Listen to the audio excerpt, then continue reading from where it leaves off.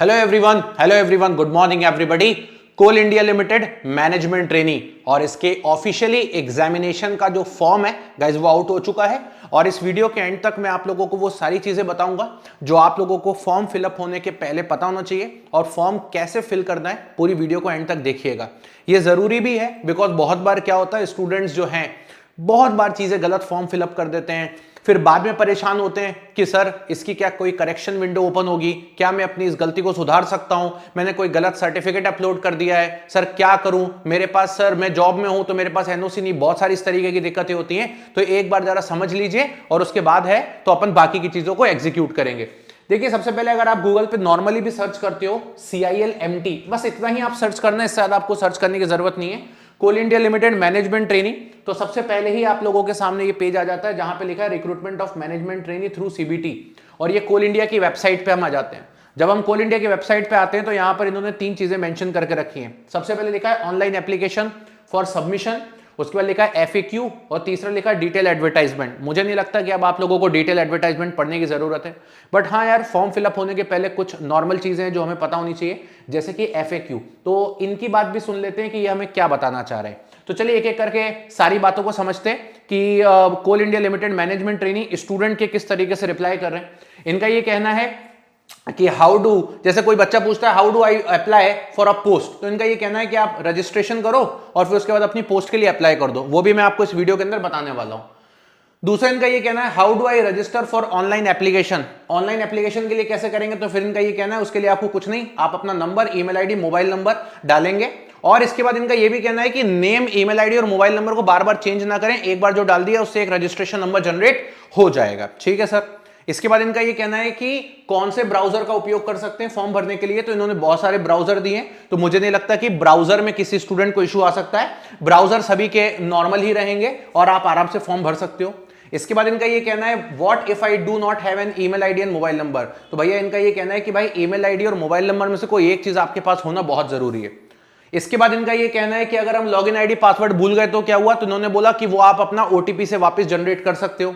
इसके बाद कहना है apply for more than 1 discipline against advertisement. अब जैसे कि मान लीजिए कोई बच्चा है और वो एक से ज्यादा डिसिप्लिन के लिए एलिजिबल है, वैसे तो मुझे नहीं लगता कि कोई बच्चा एक से ज्यादा डिसिप्लिन के लिए एलिजिबल होगा, बट फिर भी अगर वो मान लीजिए एक से ज्यादा डिसिप्लिन के लिए एलिजिबल है। अब एक से ज्यादा डिसिप्लिन के लिए वो कब एलिजिबल होगा, जैसे किसी बच्चे ने बीटेक किया इलेक्ट्रिकल में, तो वो इलेक्ट्रिकल से तो फॉर्म भर ही सकता है, लेकिन मान लीजिए उसने उसके बाद MBA भी कर लिया है, तो वो MBA वाली पोस्ट के लिए भी एलिजिबल है, राइट। तो इनका ये कहना है कि क्या हम कोई एक से ज्यादा पोस्ट के लिए अप्लाई कर सकते हैं, तो इनका ये कहना है कि नहीं भाई, ऐसा बिल्कुल भी नहीं करिएगा, अदरवाइज दिक्कत हो जाएगी। ठीक है, चलिए। इसके बाद how do I know that I am eligible for the post, इनका ये कहना है कि हमें कैसे पता चलेगा कि हम एलिजिबल है, तो इन्होंने ये बोला है कि एलिजिबिलिटी हमने ऑलरेडी नोटिफिकेशन में दी है, जो कि हम लोग ऑलरेडी आपको बता चुके हैं। Next point is I have completed my qualification through open distance learning, am I eligible to apply, क्या मैंने डिस्टेंस लर्निंग से किया तो मैं एलिजिबल हूं, तो इनका ये कहना है candidate who have obtained their qualification through online और पार्ट टाइम कोर्स या open distance learning mode are allowed to apply in Hindi discipline only. मतलब एक तरीके से इन्होंने सबके लिए नहीं करा, इसको इन्होंने हिंदी डिसिप्लिन के लिए बोला है, जो कि यहां पर ऑलरेडी एक पर्टिकुलर पोस्ट है, इंजीनियरिंग वाली पोस्ट में ऐसा बिल्कुल भी नहीं है। Part time online correspond course in engineering, जो मैं आप लोगों को बता रहा था, क्या वहां चलेगा ऐसा? नहीं भाई, नहीं चलेगा, वहां ना MSc चलेगा ना कुछ और चलेगा। ठीक है, चलिए। इसके बाद SC ST OBC और EWS वाले बच्चे, ध्यान से इन्होंने पहले ही बता दिया है कि भैया आप लोगों ध्यान रखिएगा कि आपका जो सर्टिफिकेट होना चाहिए वो स्टिपुलेटेड टाइम ड्यूरेशन का होना चाहिए, उस डेट से पहले के सर्टिफिकेट को ये लोग मान्य नहीं करेंगे और सेंट्रल गवर्नमेंट फॉर्मेट के अंदर होना चाहिए। इसके बाद इनका ये कहना है कि how do I apply for a post if I am an employ of Coal India. अब जैसे मान लीजिए कोई बच्चा ऑलरेडी कोल इंडिया में एज असिस्टेंट फॉरमैन काम कर रहा है और अगर उसको अप्लाई करना है, तो उन्होंने ये बोला है कि आप वहां पर अपना एक्सपीरियंस जरूर फिल करिएगा। क्यों? अब ये क्यों करवा रहे हैं ये लोग? ये इसलिए करवा रहे हैं कि कल को मान लीजिए जैसे कोई NCL में असिस्टेंट फॉरमैन है, अब वो मैनेजमेंट ट्रेनिंग का फॉर्म भर रहा है, और जब वो मैनेजमेंट ट्रेनिंग का फॉर्म भर रहा है तो उसको क्या बोलना चाहिए, अगर वो सिलेक्ट होता है और वो चाहता है कि उसको NCL में ही पोस्टिंग वापस मिल जाए, तो इस तरीके के कुछ पर्क्स मिल सकते हैं जो ऑलरेडी एम्प्लॉय हैं, अदरवाइज नहीं। तो इसी के लिए इन लोगों ने ये बोला है। इसके बाद एप्लीकेशन फीस के बारे में इन्होंने बोला है 1000 रुपए प्लस 180, मतलब 1180 रुपए की फीस है, जो पूरी तरीके से नॉन रिफंडेबल है। लेकिन कोई ऐसा कैंडिडेट जो ऑलरेडी एम्प्लॉय है या SC ST PWD से है, उन स्टूडेंट्स के लिए फीस इन्होंने मना कर दिया है कि उनको फीस भरने की जरूरत नहीं है। इसके बाद कोई और काम की चीज मुझे नहीं लगती यहां पर ऐसी है, और इन्होंने बस ये बोला है कि लास्ट डेट का वेट मत करना, उसके पहले ही आप लोगों को फॉर्म फिल करना है। बाकी मुझे नहीं लगता कि इन्होंने ऐसी कोई भी चीज यहां पर इस तरीके से बोली है जो आप लोग नहीं कर पाएंगे। अच्छा, जिन बच्चों के पास ऑलरेडी एक्सपीरियंस है गवर्नमेंट जॉब का, वो अपना एक्सपीरियंस जरूर फिल करें। किसी के पास प्राइवेट जॉब का है या कॉन्ट्रेक्चुअल जॉब का है तो वो अगर नहीं भी भरता है तो उतना मैटर नहीं करता, लेकिन गवर्नमेंट जॉब का है, अगर आपके पास पीएफ आपका कटता है तो आप जरूर भरिएगा, इनका ये कहना है। फाइनल ईयर वाले बच्चे एलिजिबल हैं अप्लाई करने के लिए अगर 31 अगस्त तक उनका रिजल्ट आ जाता है। अब जैसे मान लीजिए कोई बच्चा भी पेपर दे रहा है, उसको नहीं पता उसका रिजल्ट कब आएगा, तो एक थोड़ा सा आइडिया लगा लीजिए आप अपने कॉलेज यूनिवर्सिटी में कि आपका रिजल्ट कब तक आ जाएगा। अगर आपको लगता है कि पूरा अगस्त के महीने में आपका रिजल्ट आ जाएगा तो मैं आपको बोलूंगा फॉर्म भरिए, कोई दिक्कत नहीं है। इसके बाद यहां पे बोला गया है average of all semester 59.75%, can apply कर सकते हैं? नहीं भैया, इन्होंने साफ साफ मना कर दिया है कि आपके मार्कशीट में 60% होना चाहिए। मतलब 59.75 को आप 60 नहीं मानेंगे, 60 मतलब प्रॉपर होना चाहिए अगर आप जनरल, ओबीसी और ईडब्ल्यूएस से, और अगर and not less than this, right. अगर आप कैटेगरी से हैं तो आप यहां पे भर सकते हो, इनका ये कहना है। इसके बाद आपको ये बोला है मेरी एज 30 है and 1 day in general category, तो भैया इन्होंने बोला एक दिन भी हम रियायत नहीं देंगे। अगर आपकी एज 30 साल है जनरल कैटेगरी में 30 अप्रैल तक तो ही आप एलिजिबल हो, अदरवाइज आप एलिजिबल नहीं हो। और आप जब फॉर्म भरोगे ना गाइस, तो वो वहां पे जब आप अपनी डेट ऑफ बर्थ डालते हो ना, तो वहां पे वो खुद ही बता देता है कि आप एलिजिबल हो या नहीं। इसके बाद और कोई वहां पे कोई काम की चीज मुझे लग नहीं रही, बाकी सब नॉर्मल चीजें हैं।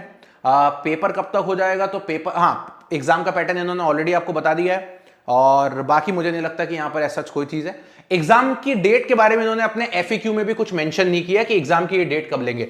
जैसे भी रिसेंटली एक एग्जाम आया हुआ है पीजीसीआईएल का, वहां पे मेंशन है कि इन्होंने एफएक्यू में मेंशन कर दिया, बट यहां पे इन्होंने एफएक्यू में कुछ मेंशन नहीं किया एग्जाम डेट कब है। मतलब कुल मिला के हम ये मान के चलते हैं कि ये लोग बताने के मूड में नहीं है। ठीक है, चलिए अब आ जाते हैं पहली वाली लिंक पे, ऑनलाइन एप्लीकेशन फॉर सबमिशन। तो जब आप पहली लिंक ओपन करोगे तो ये कुछ इस प्रकार का पेज ओपन हो जाता है, और जब इस प्रकार का पेज ओपन होता है तो सबसे पहले आप यहां पर अपनी पोस्ट नेम डालेंगे। जैसे मान लीजिए मैं डाल देता हूं इलेक्ट्रिकल, तो ये पोस्ट कोड आ जाएगा। आप अपना नाम डालेंगे, mobile number, email address confirm करेंगे, ओटीपी जनरेट करेंगे, डिक्लेरेशन पे साइन करेंगे, कैप्चा फिल करेंगे और रीवेरीफाई कर देंगे। ये वेरीफाई जब आप करोगे तो आपकी ईमेल आईडी पे एक ओटीपी आएगा, आपके मोबाइल नंबर पे एक ओटीपी आएगा, और साथ ही साथ में इस ओटीपी को जब आप सबमिट करोगे तो एक रजिस्ट्रेशन नंबर आपका जनरेट होगा जो आपकी ईमेल आईडी और फोन नंबर दोनों पे आएगा, और एक पासवर्ड होगा। अब उस पासवर्ड और उस पर्टिकुलर रजिस्ट्रेशन नंबर से आप डायरेक्टली यहां पर लॉगिन कर लीजिएगा। ये आपके सामने यहां पे दिख रहा है। जब आप लॉगिन करने जाओगे तो इस तरीके से आप देखो यहां पे लॉगिन करके इस तरीके से एक रजिस्ट्रेशन नंबर आपके पास आएगा। जैसे मैंने रजिस्टर किया हुआ है तो यहां पे एक यूजर आईडी आएगी, पासवर्ड डालेंगे, कैप्चा करेंगे, लॉगिन करेंगे। लॉगिन करने के बाद आपकी सबसे पहले basic details, father's name, mother's name और डेट ऑफ बर्थ वाली चीजें आ जाएंगी, आपकी कैटेगरी आ जाएगी, आपका उसके बाद करस्पॉन्डेंस आएगा, मतलब एड्रेस वगैरह आ जाएगा आपका, और आपकी क्वालिफिकेशन आ जाएगी। इससे ज्यादा इन्होंने कुछ नहीं पूछा है। लास्ट में कुछ डॉक्यूमेंट्स हैं जो आप लोगों को सबमिट करना है, जैसे आप अपने कॉलेज की फाइनल ईयर मार्कशीट या सारी मार्कशीट्स आपके पास हैं वो भर दें। जो बच्चे अपियरिंग कैंडिडेट्स हैं वो अपने लास्ट सेमेस्टर की मार्कशीट को अभी फिल कर दें, क्योंकि लास्ट सेमेस्टर मतलब अभी तक जहां तक पहुंचे वहां का भर दीजिए, क्योंकि उसके बाद का तो आया नहीं है तो वो लोग परस्यूम करेंगे।